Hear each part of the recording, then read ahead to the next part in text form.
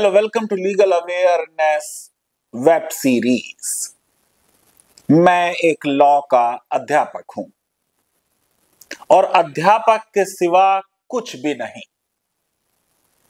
चाहे कुलपति का ओहदा हो या डीन या रजिस्ट्रार या डायरेक्टर, उसमें मुझे कोई इंटरेस्ट नहीं।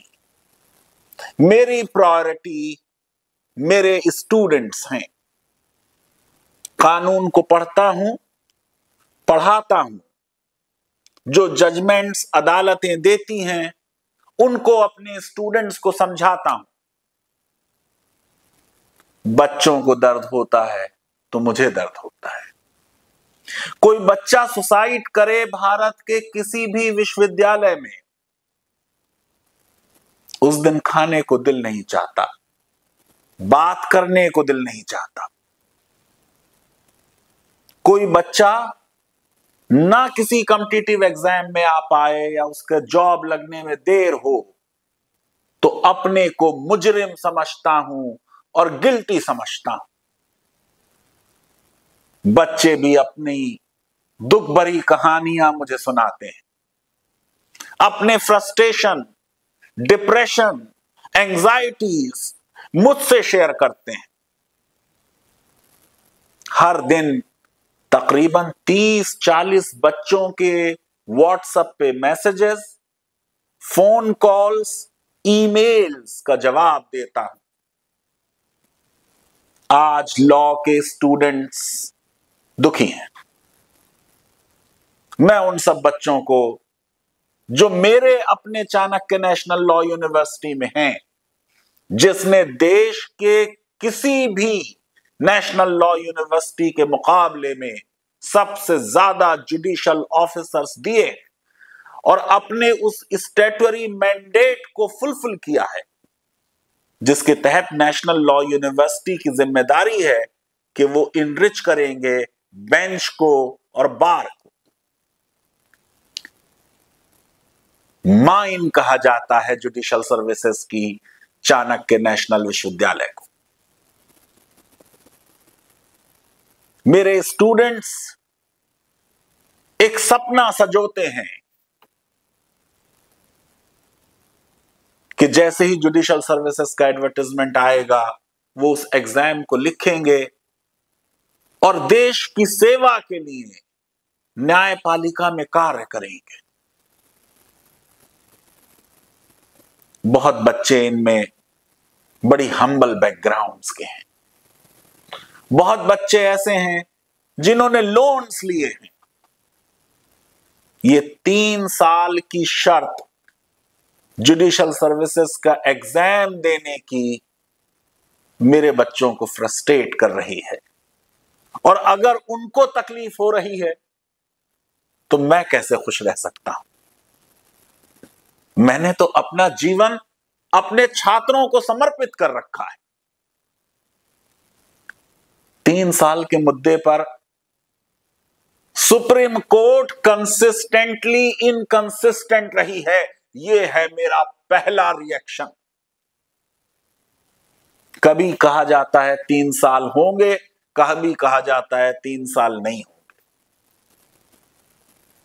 1992 का judgment, chief justice Ranganath Mishra, the trial judge is the kingpin in the hierarchical system of administration of justice. He directly comes in contact with litigant during the proceedings in court. On him lies the responsibility of building up of a case appropriately, and on his understanding of the matter, the cause of justice is first answered. बिल्कुल सही कहा। मुझे कहां इनकार है कि real action तो trial court में होता है, जहां एविडेंस रिकॉर्ड होती है। अब अगर यह कहा जाए कि fresh law graduates raw graduates हैं, कुछ तकलीफ होती है। क्या इतना बुरा पढ़ाते हैं हम? क्या आज जब नेशनल लॉ यूनिवर्सिटीज में हर सेमेस्टर के बाद बच्चे 2-2 महीने की इंटर्नशिप कर रहे हैं, साल भर में 4-4 महीने की इंटर्नशिप कर रहे हैं, ट्रायल कोर्ट में, हाई कोर्ट में, लॉयर्स के चैम्बर्स में, कॉर्पोरेट लॉ फर्म्स में। अगर वो भी कोर्ट क्राफ्ट सीखने में के लिए काफी नहीं है तो कुछ और सोचा जाए। पुराने रूल पर वापस जाना, क्या वही एक सॉल्यूशन है? मैं ये समझता हूं कि मैं वो व्यक्ति हूं जो बच्चों के साथ रहता हूं, वो क्या पढ़ते हैं, क्या सोचते हैं, किस चीज में खुश होते हैं, किस चीज में फ्रस्ट्रेट होते हैं। और वो लोग जो जुडिशियल सर्विसेज में जाते हैं, उनके पेपर सेटर्स भी तो हम टीचर्स ही होते हैं। उन कॉम्पिटिटिव एग्जामिनेशंस की कॉपीज भी हम ही चेक करते हैं। हायर जुडिशियल सर्विसेज में भी जहां बार के 7 साल के एक्सपीरियंस के बाद आप एलिजिबल होते हैं, उनकी कॉपियां भी तो कोई टीचर ही चेक करता है। इसलिए जुडिशियल सर्विसेज के लिए कोर्ट का, हाई कोर्ट का, जजेस का ओपिनियन यकीनन मोस्ट इंपॉर्टेंट है, लेकिन टीचर्स का ओपिनियन भी कुछ महत्व रखता है। काश इस केस में किसी टीचर को एमाइकस बना के बुलाया गया होता जो बताता कि ग्राउंड रियलिटी क्या है। चीफ जस्टिस गवई ने वो जजमेंट जिसका सांस रोक कर बच्चे लॉ के इंतजार कर रहे थे, 63 पेज का जजमेंट आज दिया। सही कहा चीफ जस्टिस गवई ने कि जजेस पहले दिन से क्वेश्चंस ऑफ लाइफ, लिबर्टी और प्रॉपर्टी से डील करते हैं, पैराग्राफ 83। यह भी कहा गया कि रॉ ग्रेजुएट्स हैं, उनको मालूम नहीं होता है, उनकी परफॉर्मेंस अच्छी नहीं रही पिछले 20 साल में, इसलिए अब 3 साल पहले प्रैक्टिस करें, फिर एलिजिबल हो जुडिशियल सर्विसेज का एग्जाम देने के लिए। एक लॉ के टीचर की हैसियत से यूनिवर्सिटी में रहते हैं, रिसर्च की बात होती है, क्या इंपेरिकल एविडेंस थी सामने जिसने बताया हो कि फ्रेश लॉ ग्रेजुएट्स की क्वालिटी खराब है, और जिसने साबित किया हो कि वो जुडिशियल मजिस्ट्रेट और सिविल जजेस जो 3-4 साल की प्रैक्टिस के बाद, कई बार एग्जाम देने के बाद, फेल होने के बाद अपने आखिरी अटेम्प्ट में सेलेक्ट हुए जुडिशियल सर्विसेज में, उनकी परफॉर्मेंस बेहतर थी। एग्जाम ही कहां होता है हर साल। काश के सामने आती ये बात कि इतने सिविल जजेस थे जो जैसे ही एलएलबी का रिजल्ट आया उसके फौरन बाद जज बन गए। पूरे 1 साल के एग्जाम की advertisement, prelims, written exam, interview, इस प्रोसेस में ही 1 साल लग जाता है। सुप्रीम कोर्ट का फैसला, हाई कोर्ट्स ने जो स्टैंड लिया कि 3 साल के रूल पर वापस जाइए, उस पर बेस्ड है। जाहिर है कि हाई कोर्ट का कुछ एक्सपीरियंस रहा होगा, लेकिन बेटर यह हो कि वो एक्सपीरियंसेस डॉक्यूमेंट हो और किसी रिपोर्ट की तरह सामने आए कि ये एक स्टडी हमने कराई, इस स्टडी से ये निकला है। पूरा 3 साल के मामले में बार बार ट्विस्ट एंड टर्न्स आते रहे। 1958 में 14th लॉ कमीशन की रिपोर्ट आई, एमसी सिटलवाट अध्यक्ष थे। कहा कि साहब वो लोग जिनका 3 से 5 साल एक्सपीरियंस हो वही जुडिशियल सर्विसेज का एग्जाम देने के लिए एलिजिबल होंगे। कहा उनकी ability to draft pleading, appreciate evidence and write judgments is to be tested. देखिए क्वेश्चन पेपर्स जुडिशियल सर्विसेज के रटने को इनकरेज करते हैं, आउटडेटेड स्टाइल के प्रश्न पूछे जाते हैं, इनोवेटिव और क्रिएटिव क्वेश्चंस फ्रेम नहीं किए जाते। अगर हमने पेपर गलत बनाया है तो फिर ब्लेम पेपर सेटर्स को दिया जाना चाहिए, ना कि उसके नतीजे में जो लोग सेलेक्ट हुए। ऑल इंडिया जुडिशियल सर्विसेज का प्रश्न उठता रहा है। लॉ कमीशन ऑफ इंडिया ने अपनी रिपोर्ट में कहा कि यूनिवर्सिटी ग्रेजुएट्स जो ब्रिलियंट हैं उनको सही समय पर जल्द से जल्द ऑल इंडिया जुडिशियल सर्विसेज में सेलेक्ट किया जाए, जिसके लिए कोई प्रैक्टिकल एक्सपीरियंस की आवश्यकता नहीं होगी। उनकी आयु 21 से 25 साल हो और सिर्फ लॉ की डिग्री उनके लिए काफी होगी। फिर उनको केयरफुली डिवाइस स्कीम के तहत ट्रेनिंग दी जाए और ये नेशनल लेवल पे एग्जाम हो। आप देख रहे हैं कि ऑल इंडिया जुडिशियल सर्विसेज के लिए कहा जा रहा है कैच देम यंग। मैं समझता हूं ये गोल्डन रूल है। फिर ऑल इंडिया जजेस एसोसिएशन का केस आ गया 1992 में। यूनिफॉर्मिटी इन सर्विस कंडीशंस का मुद्दा था।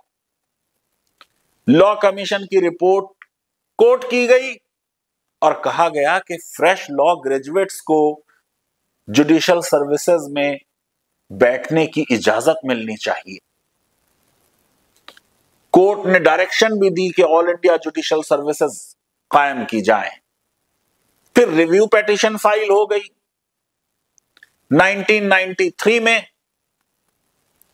और उसने कहा कि नहीं, मिनिमम 3 साल की प्रैक्टिस जो है वो एसेंशियल क्वालिफिकेशन होनी चाहिए। फिर दोबारा ऑल इंडिया जजेस association 2 versus union of India का जजमेंट आया 1993 में, जिसमें नोट किया कि साहब ज्यादातर राज्यों में 3 साल प्रैक्टिस का रूल है, कुछ ने इस रूल को हटा दिया है, वहां सिर्फ लॉ की डिग्री चाहिए। और फिर यह कहा गया कि टू इंडक्ट फ्रेश ग्रेजुएट्स इस पोजीशन में लेने के लिए जजेस की, ये प्रूडेंट नहीं है, ये डिजायरेबल नहीं है। कोर्ट ने कहा neither knowledge drive from books nor pre-service training can be an adequate substitute for first-hand experience of the working of the court system and administration of justice begotten through legal practice. आज के judgement में इस judgement को follow किया गया और दोबारा हम इसकी तरफ चले गए। ये 93 के जजमेंट में कोर्ट ने कहा था the experience as a lawyer is essential to enable a judge to discharge his duties and functions efficiently. Court ने बड़ा सख्त ऑर्डर किया और कहा सब जगह 3 साल का रूल लागू कर दो। वो रूल लागू हो गया। अब जस्टिस शेट्टी कमीशन की रिपोर्ट आ गई 1996 में। उसने कहा सारी स्टेट्स में 3 साल का रूल लागू हो गया। कोर्ट ने कहा कि ज्यादातर जो लोग सेलेक्ट हो रहे हैं वो 4 से 7 साल प्रैक्टिस के बाद सेलेक्ट हो रहे हैं, 27 से 30 इयर्स की एज के बीच सेलेक्ट हो रहे हैं। और फिर ऑल इंडिया जजेस association versus union of India 2002 का जजमेंट आया। कोर्ट ने शेट्टी कमीशन की रिकमेंडेशन एक्सेप्ट कर ली और कहा जजमेंट में the 3-year rule had failed to attract the best talent, scrap कर दिया रूल को। कोर्ट ने कहा जजमेंट में, this court has observe that in order to enter the judicial service an applicant must be an advocate of at least 3 years standing. Rules were amended accordingly. With the passage of time, experience has shown that the best talent which is available is not attracted to judicial services. A bright young law graduate, after 3 years of practice, finds judicial service not attractive enough.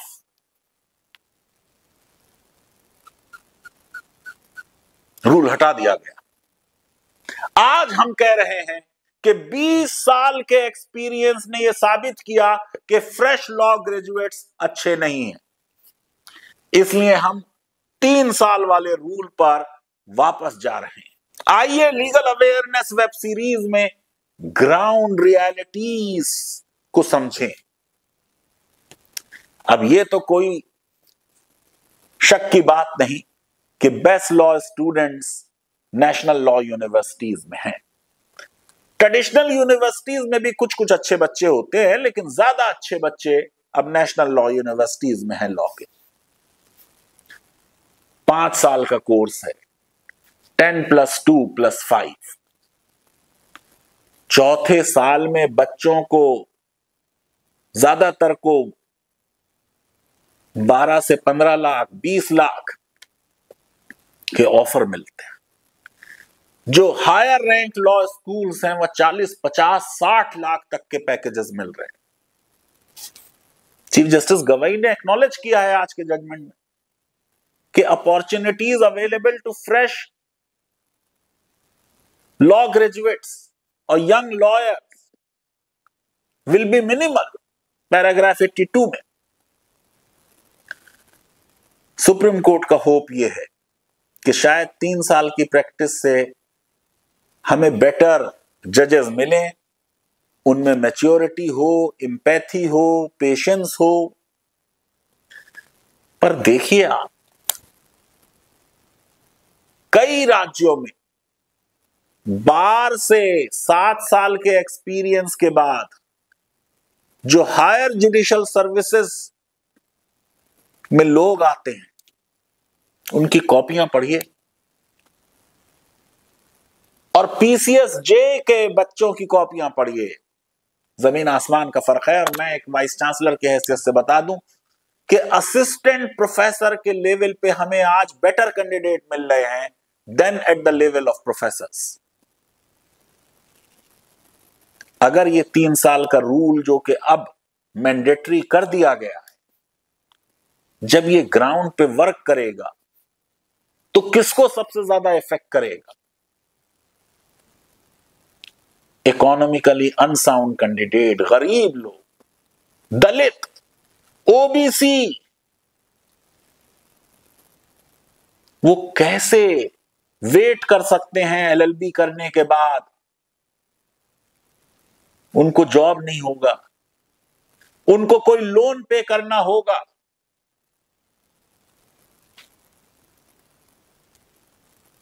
तो वो judicial services में जाने के बजाय civil services में जाएंगे, public sector undertaking में जाएंगे, उनमें से बहुत से लॉ टीचर्स बन जाएंगे।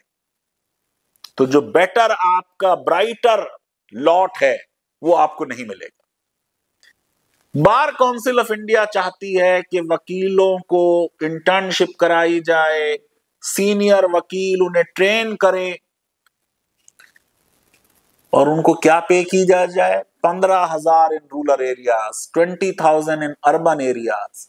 अरे दिल्ली में देख लें, जिन्होंने 10वीं पास नहीं की है उनको 20,331 रुपए मिल रहा है क्लैरिकल वर्क के लिए, और जो अनस्किल्ड लेबर है उसको 18,456 मिनिमम वेज है। क्या हम लॉयर्स को उनसे भी कम पे करेंगे? 3 इयर्स की शर्त इलीट को फेवर करेगी, रिच को फेवर करेगी, जिसके माँ बाप अभी उसे 3 साल और सपोर्ट कर सकते हैं, ट्रेडिशनल लॉ कॉलेजेस के बहुत से बच्चे, गरीब बच्चे इससे इफेक्ट होंगे, औरतें, गर्ल्स इफेक्ट होंगी। हम चाहते हैं कि ज्यादा से ज्यादा लड़कियां जुडिशरी में आए। अभी बिहार जुडिशियल सर्विसेज का रिजल्ट आया, उसमें टॉप 10 में 9 लड़कियां हैं। 3 साल की जब प्रैक्टिस की शर्त आएगी, मां बाप का प्रेशर होगा शादी कर लो।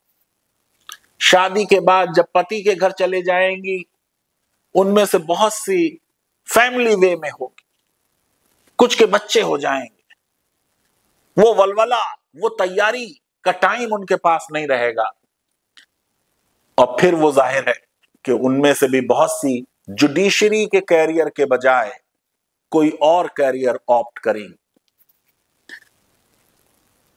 हम किसी आइवरी टावर में नहीं रहते।